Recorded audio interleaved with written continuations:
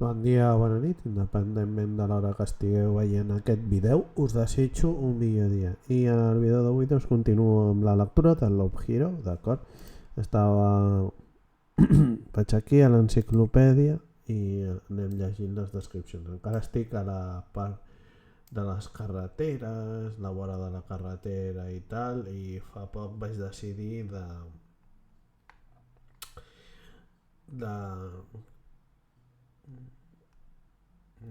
sí, mira, però bueno, ja queda menys. Em vaig quedar aquí en l'especial. En els anteriors vídeos vaig llegir tota la carretera, vora de la carretera, paisatge i espacial. I de moment no hi ha cap cançó, però les cançons estan aquí.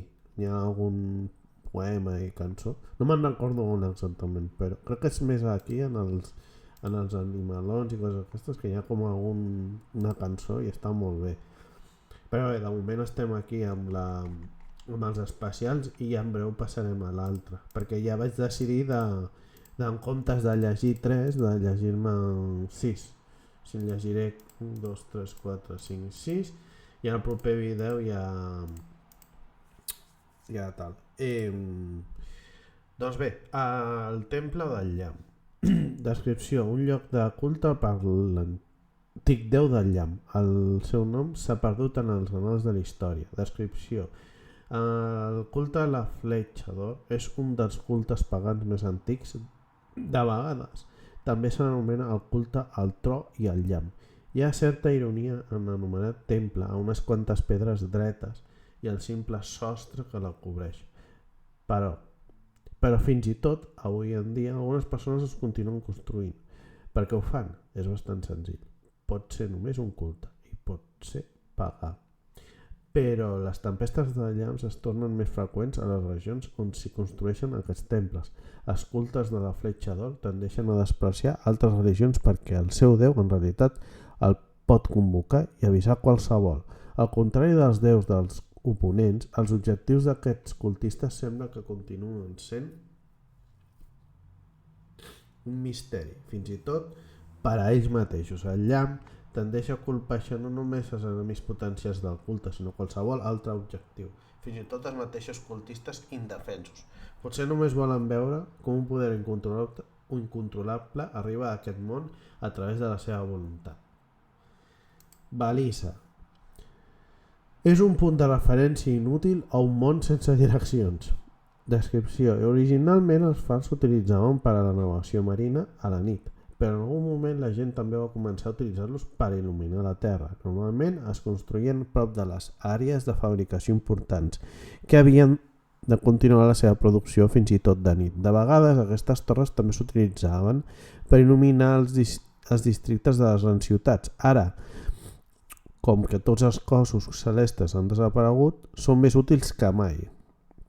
No és completament sec en aquesta foscor, per descomptat, però el llum pot ajudar a moure't més ràpid i amb més confiança. Malauradament, això no només se t'aplica a tu. Balisa temporal: la seva llum és tan brillant que fa oblidar el pas del temps. Se sap que aquestes misterioses torres existeixen des de l'antiguitat. En rares ocasions, un far temporal pot aparèixer de sobte en un remolí de sorra o desaparèixer de la mateixa manera, però el motiu darrere d'aquest esdeveniment continua sent un misteri. L'origen de les fluctuacions del flux temporal al voltant d'aquestes construccions també es desconeix, però les fluctuacions en si semblen completament naturals i s'adhereixen a les lleis de la natura. La història descriu pocs intents de destruir o conquerir fars temporals i tots van fracassar. El material que forma aquestes torres no es pot ni ratllar. A aquestes balisses els falten portes i finestres, la qual cosa ens porta a una altra pregunta.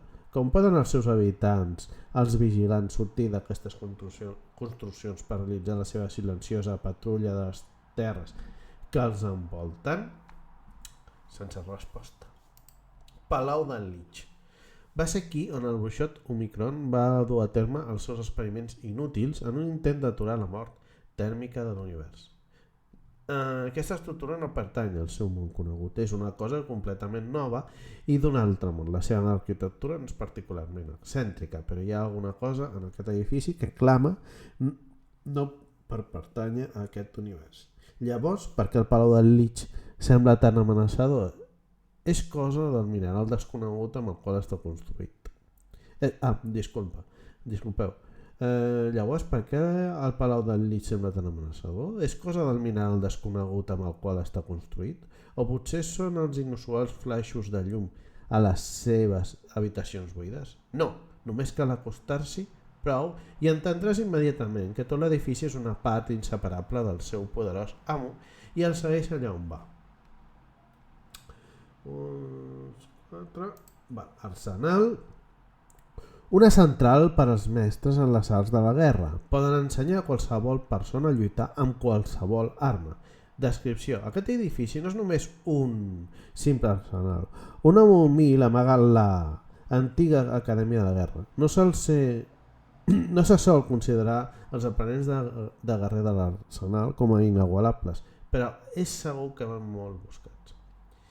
La base fonamental de l'arsenal és assolir el domini de tot tipus d'armes i equipaments, per molt exòtics que siguin, i utilitzar-los tots alhora, tants com sigui possible. Naturalment, això seria difícil d'aprendre sense tenir una gran varietat d'equipament a mà. I és per això que l'arsenal també fa les seves funcions del Museu de la Guerra més gran del món. Entre les seves múltiples exposicions hi ha articles tan exòtics que ningú sabria com manipular-los, utilitzar-los o fins i tot dur-los posats. Si mai et trobes un guerrer d'aspecte maldresta carregat amb una quantitat ridícula d'equipament, no corris a riure't d'ell. És molt possible que sigui un exalumne de l'arsenal i utilitzarà tot el seu inventari letal per ensenyar-te una mica de respecte. I ho deixo en... Aquest és l'últim, la cripta ancestral, el lloc de repòs final d'un antic llinatge. L'amor i les seves lliçons són venerades aquí.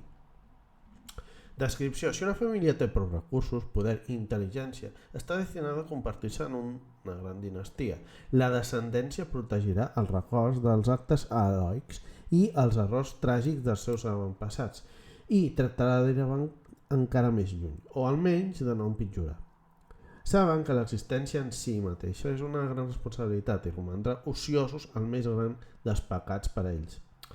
El major assoliment inimaginable és ser dignes de ser enterrats a la cripta familiar, entre els seus honorables parents, i veure'ns les portes obertes per a ells, just abans de morir. Per desgràcia, la tradició de la cripta ancestral està gairebé oblidada, i només algunes d'elles romanen intactes. La cripta més ben conservada ha passat per una transformació i ara acull totes les ànimes perdudes. Potser va decidir que el món sencer és el seu llegat, ara, i que qualsevol podria aprendre dels avantpassats, i estiguin relacionats o no.